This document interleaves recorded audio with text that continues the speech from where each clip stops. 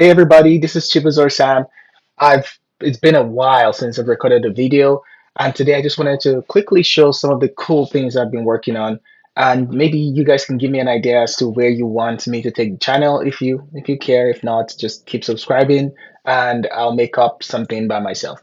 Okay, so this is Coolify, and on the left side here. For those who don't know what Coolify is a platform that lets you like spin up applications almost instantly. And all of these applications are typically open source applications.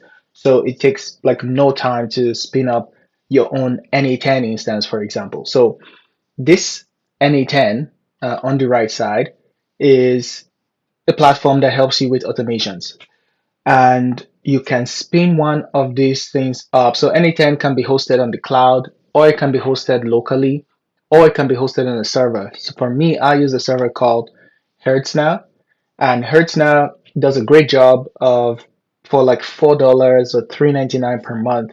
You can get a small CPU that is shared that you can install Coolify on, and then in one click you can use Coolify. So I'll show you.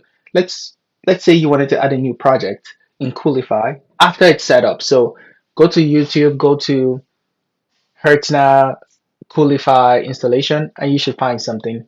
Or just say Coolify installation on shared VPS, virtual private server.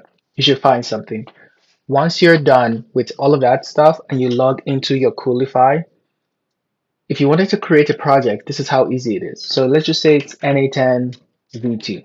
Okay, you click continue, it automatically creates a production instance for you. Continue, you click add new resource, and this is where things get interesting. So you can add, I don't know how technical my audience is, so I'm going to be as technical as possible because I'm a software developer. So if you have a Git project, you can just reference your Git project directly. If it's a private repo, if it's a public repo, you can reference any Git repository directly from here. The only tricky part would be setting up the repo so it can be deployed on Coolify. But if it's an application that uses Docker, for example, you can easily use a Docker file. You can use a Docker compose empty. So I can't remember what I did to host an application in a specific way, which was very complex, but I needed to host an app that didn't have like a default Coolify instance, and I figured it out somehow. So maybe a separate video if people are interested. But if you wanted to host your own SQL Server, Redis, all of this stuff, they are here. Once you click this button, it's already prepackaged a MongoDB or an active pieces. So active pieces actually came out on a platform and you were asked to pay for it. You can click this button right now and get your own active pieces hosted on Coolify with unlimited like in unlimited everything, right? There's no limit anymore, and that's the exact same way I'm doing. I'm hosting my own N8N instance. So let's say N8N, and there are two versions. There's N8N with Postgres, and there's N8N by itself. Always use a database if you can, because it stores all your data there. And if for some reason something happens to your N8N, as long as you have access to that database, you can just copy everything and dump it somewhere and then get a backup of it. So I had to do that actually when I was trying to redo my Coolify server. So that's Coolify. And as you can see, I have quite a lot of stuff here. This one is my private app. I created it's called DocMost, but it's like a DocuSign alternative. There's something called Locoder, which is really nice, which helps you use drag and drop to build applications. DocuSeal, sorry, this DocMost is a Notion alternative. DocuSeal is a DocuSign alternative. Plain, Pastebin, just different stuff. So this one is the one I created as a private application that it just all it does is it spins up an instance on Coolify, and I can send any text to it and it will automatically return to turn that text into audio. Of course, the voice is robotic, it's nothing special, but to turn that voice into audio so I can listen. And I'll show you where I'm using this stuff. So I know it took 5 minutes to introduce all my tools. For those who care, feel free to skip on. Now let me show you some of the things I've been working on and I've been building on. If you go to the N8N template library and you said Angie personal assistant, you will see this thing. It uses Telegram and it just helps you. It creates a personal assistant. It gives you the basic model that you can use to chat from Telegram to N8N. It runs it through an AI agent and then gives you a response, right? So I've added onto it. I'll show you what that looks like. Look at this masterpiece here, this crazy thing. Let me make my screen bigger for this. Okay, so the this thing now, I've added a few things to it because my life is a bit different from just the regular life. So I've added a few prompts that get triggered on a schedule. So let's show you what one of those might be. So one says, "Hey, every day." Let me zoom in actually. One says get daily reminders at a specific time every day. It runs this prompt. You can see it's going to the same voice or text that my incoming event comes from. So if I use my phone right now and I go to my Telegram app and I say something, it goes through here. I can either send it a text message or a voice message. It will figure it out. It sets my user ID. All of this stuff, don't worry about it. You don't need that. I just set this up so I could share it with my family, and all of us can have our own specific user accounts. And the AI agent can tell who to send the response to, or the AI agent can get a context separate for each person because the memory key uses the user ID. Okay, so that's really why I set all of that up. You don't need any of that. So I'll just show you. So Telegram get image file. Uh, in the case where I send, and I also modify this thing. So if I sent a picture in and the picture has words, it will use OpenAI to analyze that image and then send that to my same assistant. So my assistant can take voice, text, and images and understand all three. And it will then ask me, hey, what do you want me to do with this image that you've sent me? So to layer on all of those things, I added something like oh man, like things are crazy. The world is going crazy. We have things like MCP tools. And if you guys haven't heard of MCP, MCP is just a simple way for you to get to bundle a bunch of tools into one. So I'll show you what that looks like. Oh man, I'm just going all over the place, but I'm going to post this video because I need you guys to tell me what your interests are and what you want to hear about. So this is an example of an MCP server. Normally, when you have an agent like this, for every single action you want to carry out, like get all emails, you need to add a tool. You need to add a tool here. You need to go to Gmail, click Gmail, then you need to specify the action, and the action could be, like in this case, the operation is send, but you can say the action will be get a specific email, get many emails. You can say simplify. You can add something that says on read status, like get unread emails only, for example, right? So you can do all this, or, and I'll delete this node because we don't need this node. I think it's hard to see, but we don't need this Gmail node. All we need is an email MCP client.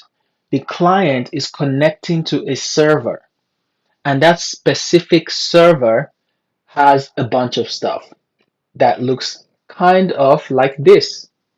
So that one server will have search event, create event, update event, delete event. And when you have this thing and you just connect it to a tool, all I did here All I did here was the specify the endpoint of the server. That's all I did. The AI agent is so smart that when it says I need email stuff, it would call that server. The server will then say, "Oh, I have four different tools I have access to," and then it would say, "Well, for now, I need to get all emails," for example. So it would use a search. I mean, this one is get all, get many. So it will use a get many and get everything. If I say, "Hey, I want you to help me," like I know this is for events, but just imagine this for Gmail notes. If I said, "Hey, I want you to delete that specific email or mark all of them as read," it does that. So I'll show you what the MCP. So I created a separate place just for MCP servers because I'm using all of those in my own personal assistant. So this is the Gmail portion. It can get all emails. It can mark a specific email as read. It can get a specific email in case I need to. So what it does now, using all of my triggers,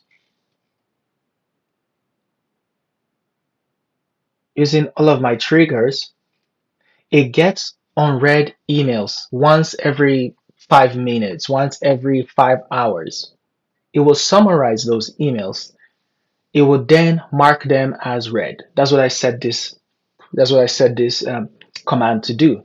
So I don't need to check emails anymore, and that takes a huge mental load off my back because I'm a compulsive email checker.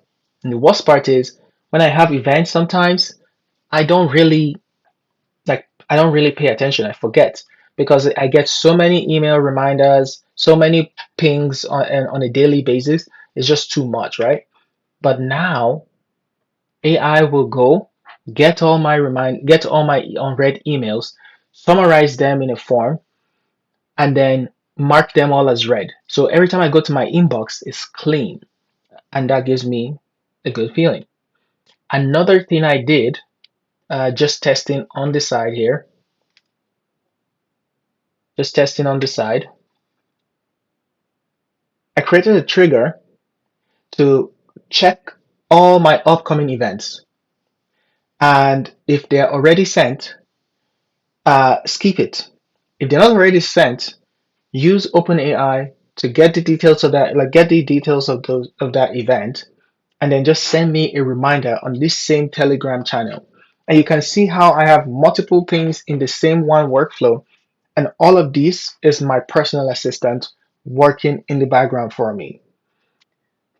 This you can just do whatever you want with N8N, with all of this. And I know it might seem complex, but if you have questions, you want to dig deep into any specific thing, just just ping me, right? Just leave a comment.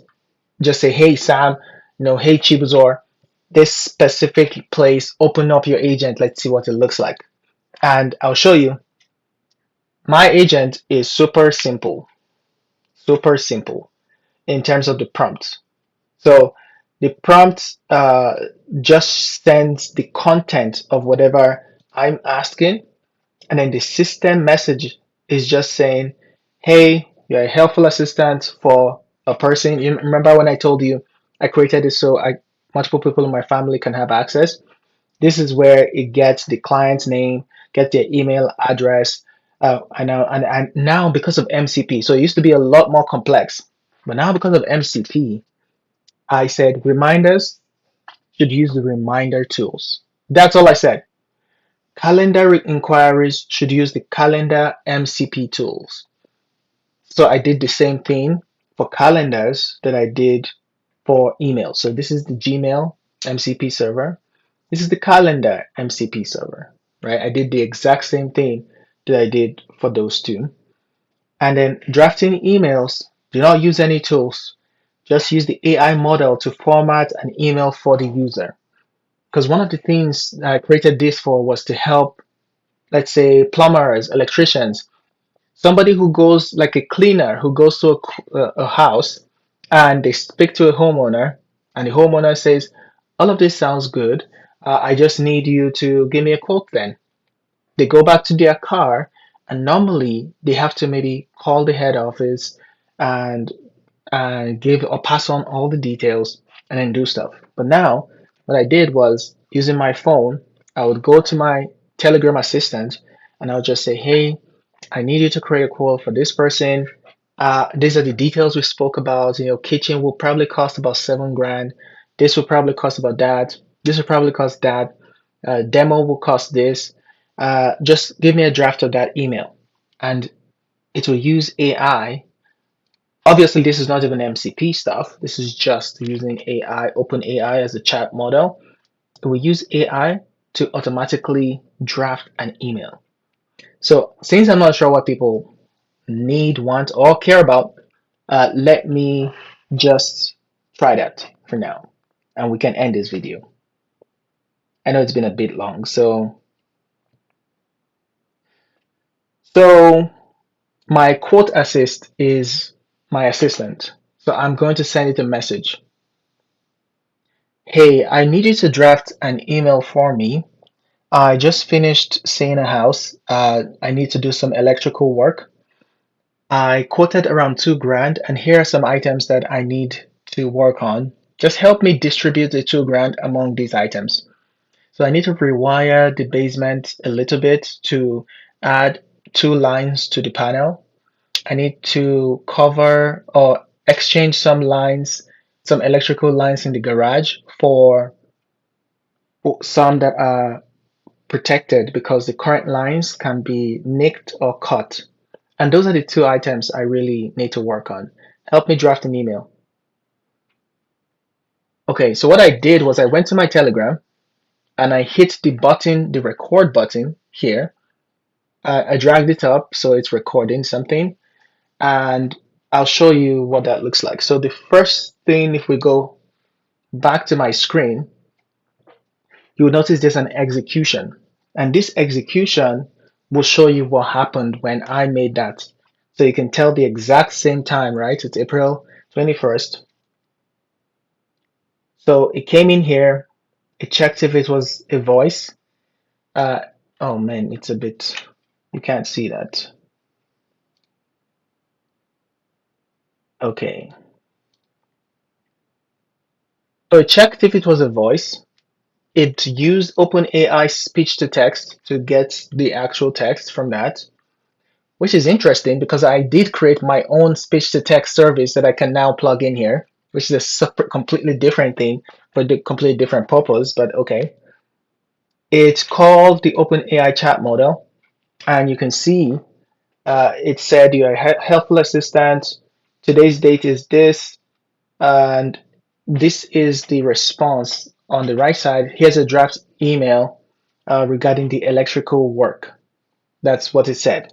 So I will show you on my screen what that looks like. So it says, here's a draft email regarding the electrical work you need to address. And it just said, blah, blah, blah, blah, approximately 2 grand, rewiring the basement, adding 2 lines, garage electrical lines. Then it asked me, could I please provide an estimate for completing this task? I'm looking forward to your prompt response. Okay, so this thing unfortunately assumed I'm the homeowner and I was quoted 2 grand, and now I'm reaching out to say, hey, you told me it was 2 grand.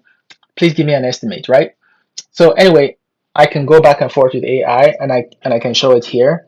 But I hope you guys have played with this thing enough to know that if I just said, oh, actually, I'm the electrician, the homeowner is called Sam, so just break it up 50-50 between those 2 items and give me like a draft email again. So let's do that. So actually, I'm the electrician, the homeowner is called Sam. Please break up that 2 grand 50-50 between both items and give me a draft email again.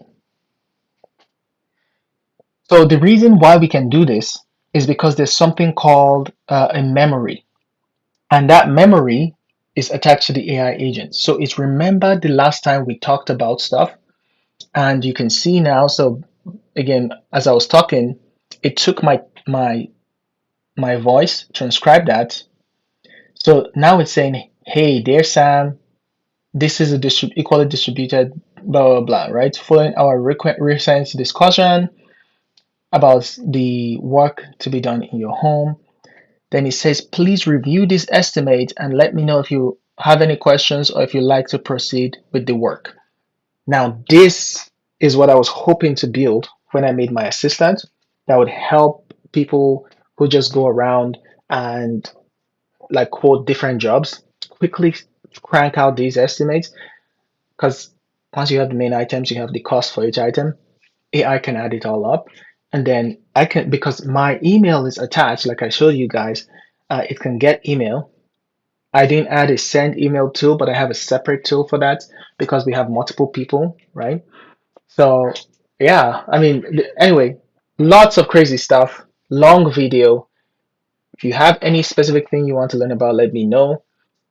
I'm also doing marketing. This is just tech play stuff. I also do marketing. So I've been helping businesses set up AI chatbots and Facebook ads where when somebody responds or clicks on the ad, the AI takes over and then tries to get their details and book an appointment. If you guys care to see that stuff, comment below.